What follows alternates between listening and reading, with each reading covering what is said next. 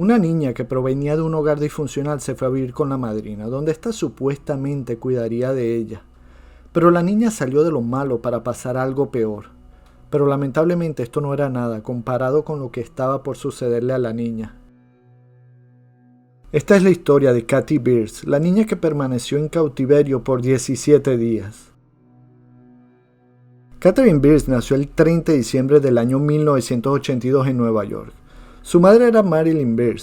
La niña nunca supo quién era su padre, ya que como la propia madre le dijo varias veces, ella había sido producto de una relación casual.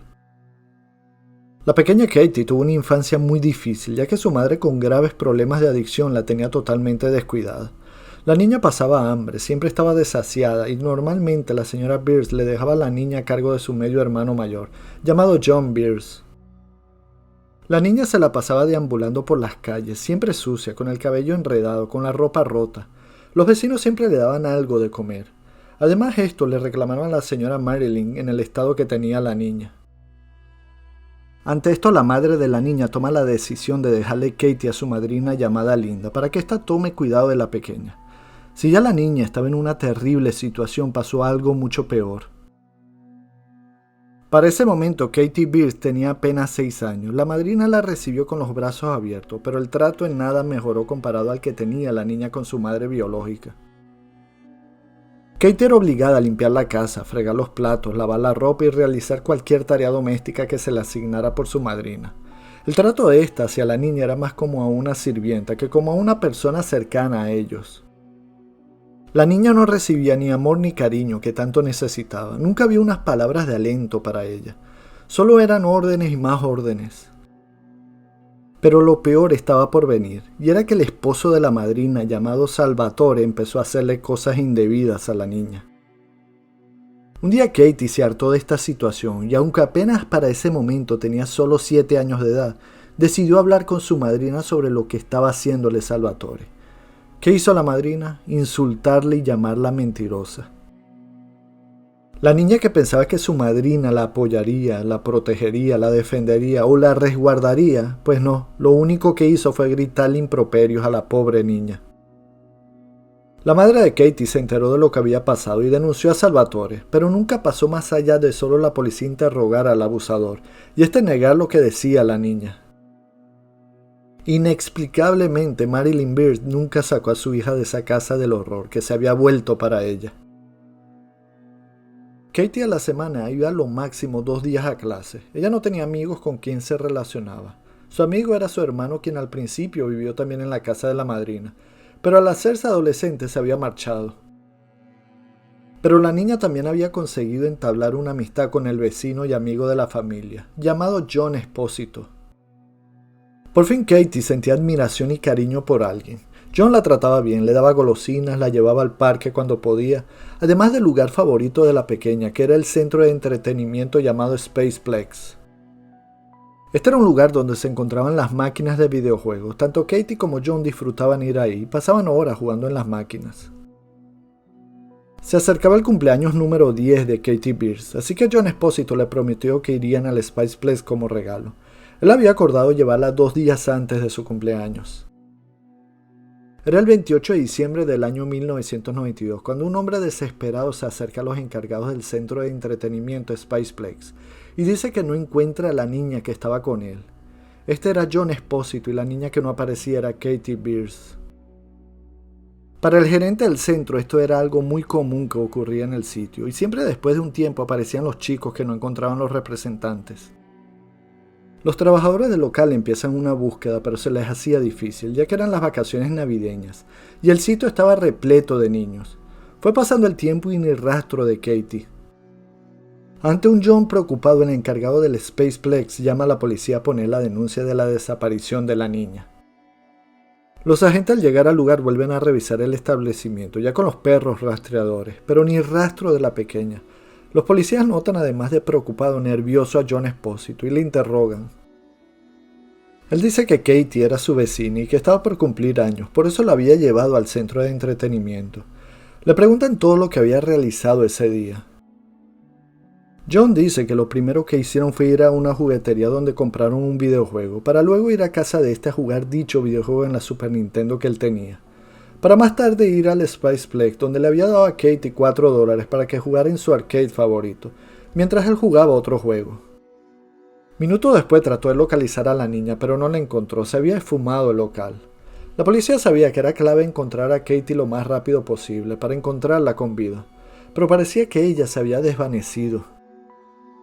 Hasta que llegaría una pista. La madrina Linda había recibido una llamada que quedó grabada en la contestadora. En ella se escuchaba una angustiada Katie diciendo: It was a man kidnapped me and he had a knife.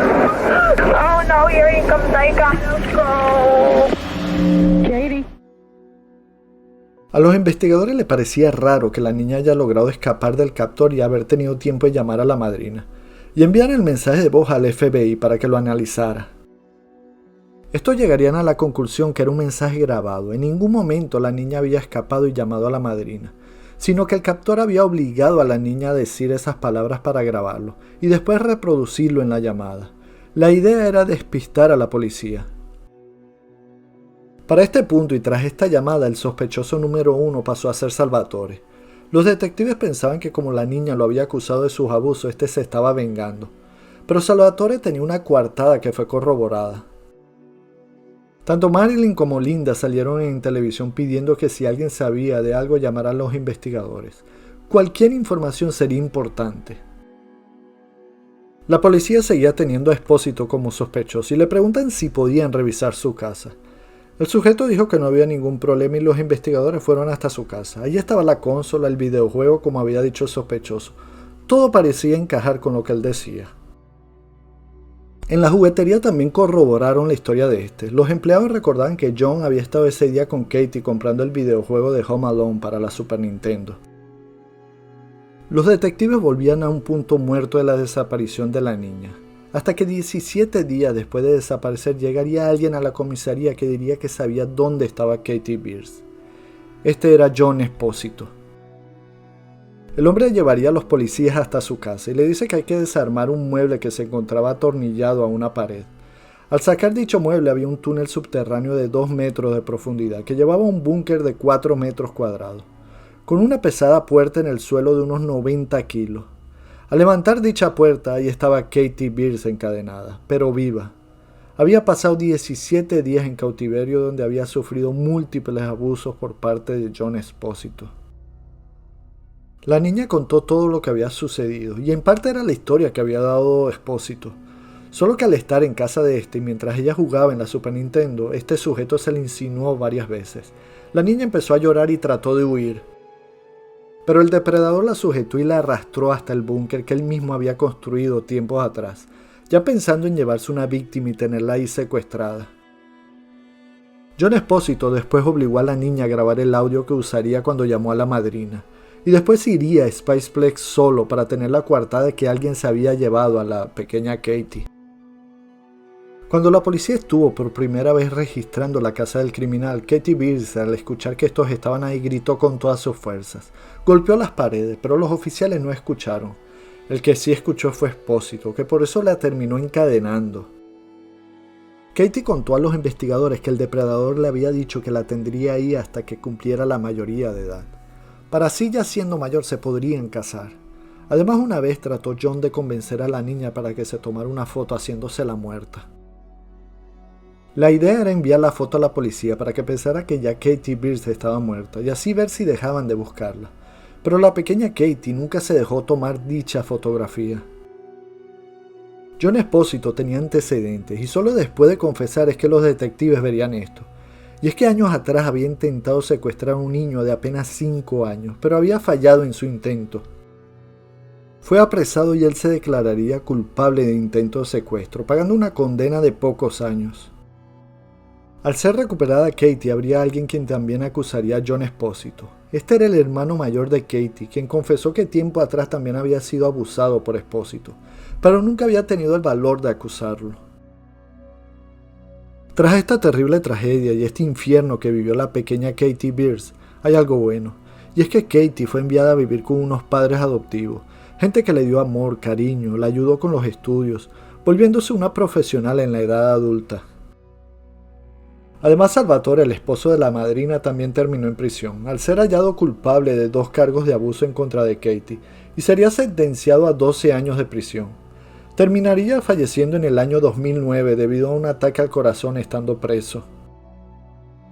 Por su parte, John Espósito, quien había confesado después de sentirse acorralado, o mejor dicho, estar paranoico, pensando que la policía ya sabía que él tenía a Katie, donde veía patrullas por todos lados, en la calle los oficiales lo veían con cara de culpable, según él lo seguían, y por eso había ido hasta la comisaría a confesar.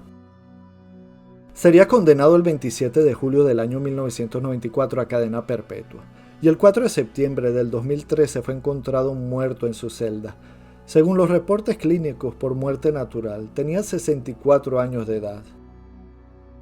Katie Beers daría una declaración a una cadena tras la muerte de Espósito, expresando estar contenta de que éste nunca tenga la oportunidad de volver a lastimar a nadie. Katie, quien ahora está felizmente casada y madre de 2 niños, a quienes cuida y protege. Ella misma dice que los ama con toda su alma. Además agradece a su familia adoptiva, quienes la ayudaron a superar todos los traumas que sufrió en su niñez. Ella durante años guardó el silencio sobre el infierno que vivió, pero después de pasar 20 años decidió ayudar a las niñas abusadas, dando charlas motivacionales a estas. Además publicó un libro llamado Recuerdos enterrados, la historia de Katie Beers. En el texto autobiográfico, Katie recordó verse de niña jugando en la tierra, mientras Espósito construía lo que sería su futura celda. John dijo que iba a ser un búnker subterráneo antibomba, escribió Beers en su libro.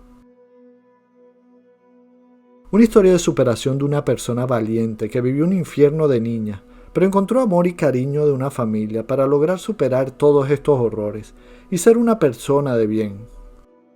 The most important things in my recovery was my family, my foster parents, my siblings, and then doing therapy as well. Nos veremos pronto en otro caso de Insomnio TV. Por favor dale like, compártelo en tus redes sociales y suscríbete, ya que sería de gran ayuda para seguir creciendo. Esto es Insomnio TV.